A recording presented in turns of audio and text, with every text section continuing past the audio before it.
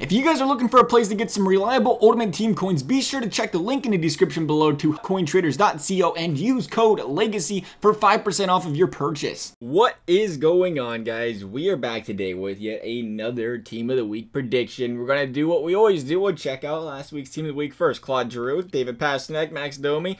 Looking like a pretty solid Team of the Week. You got Couturier. We did squeak that Couturier in there. We did sell him too. Did a pretty good flip on that Couturier. It is not looking too good, to be quite honest, this week as far as Evos are going to Team of the Weeks. I don't see a lot of guys, at least I don't recognize a lot of these guys having Evos. Maybe they'll get one tomorrow on Tuesday.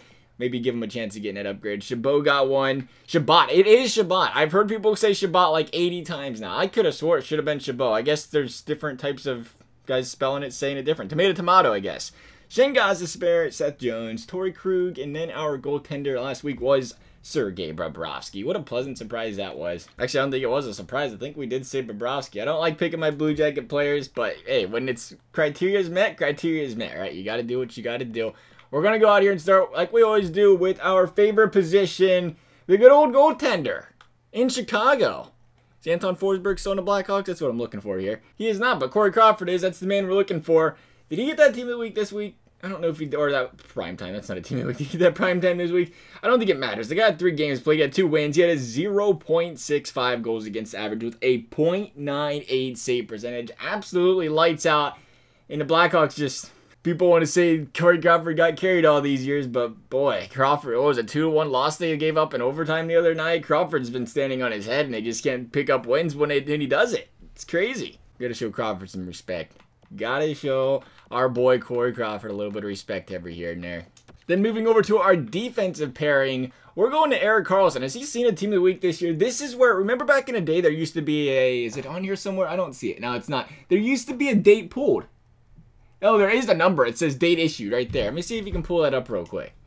I don't know if it works. They used to have, back in the day, you used to be able to see the date issued. You could see how many games they had played. Now they have all those stats, and I searched collection like I actually had one of those. No, I searched Auction House. That was right. Okay, so it's not showing any of them. Never mind. But it used to be cool like that. You look at the bottom, the stats at the bottom used to count. Like they'd show, well, when you was actually injured, you could put your player on the bench. Nowadays, you get to pay for an injury card. But, you know, the games played used to be a thing. You used to be able to bring up their card. You see all the points, the plus, minus, the games and stuff at the bottom. It would show that. It used to be really cool back in it. That was clear back in like 14, I think. It was the last time they did that, where you could actually pull up the player's stats. Like he accumulated stats for every single player, not just, or every single team, not just the one team he was on until you traded him. So you don't have the date inception date, so I don't really know when he got this milestone. I don't know if he's doing 90 this month or if he's doing 89 or an 88. It might be a 90 because they give him the Evo. Regardless, you don't care, right? You just care ERIK KARLSSON getting an upgrade. 3 games played, 1 goal, 4 assists this week. Feeling pretty good about that ERIK KARLSSON. Then the second defenseman on the first line is Mike Green. 3 games played for him as well. Similar stat line as KARLSSON. 1 goal, 4 assists. And I'm going to throw it out there real quick. I do like Matt Dumba. I know some Minnesota fans are going to question me about it. Going to question me about it later, Minnesota man as well. And the reason I don't like him, 4 games played. EA's shown a little bit more this year where they take a little bit more weight into, if you say put up 2 points per game for 3 games, 6 points, compared to say you play 4 games and put up 6 points or 7 points and you're under 2 points per game. So that's kind of where we're seeing a little bit of a difference there. Matt Dumba's got a pretty good chance, though. They might even throw him on the second line, so it's hard to tell. Then moving over to our forwards, Joe Pavelski. Nice to see Joe start to get it going here. 5 goals, 1 assist, 3 games played this week. The most goals out of anybody this week. I believe tied for the most goals, I should say. Pretty solid week out of Joe Pavelski. And then I did mention it before. I don't like selecting my Blue Jackets just because I don't like people risking saying, oh, you're biased. Never put any bias into the Team of the Week predictions. Just go straight off the stats.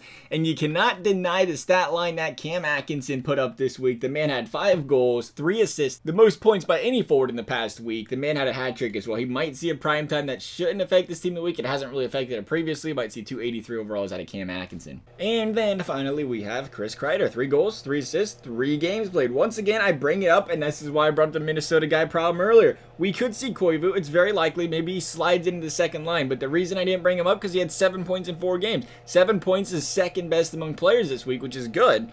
But I've seen it more and more this year where EA goes out there and they're putting the guys with 3 goals, 3 assists, 6 points in 3 games, doing, 6 points, 2 points per game more often than we've been seeing the other way around. That's why we threw Kreider in there. And there's a whole slew of guys I know you guys are going to be asking about as well that could possibly fill in that second line, possibly dethrone Kreider. Guys like Rantanen, Draisaitl, Kessel.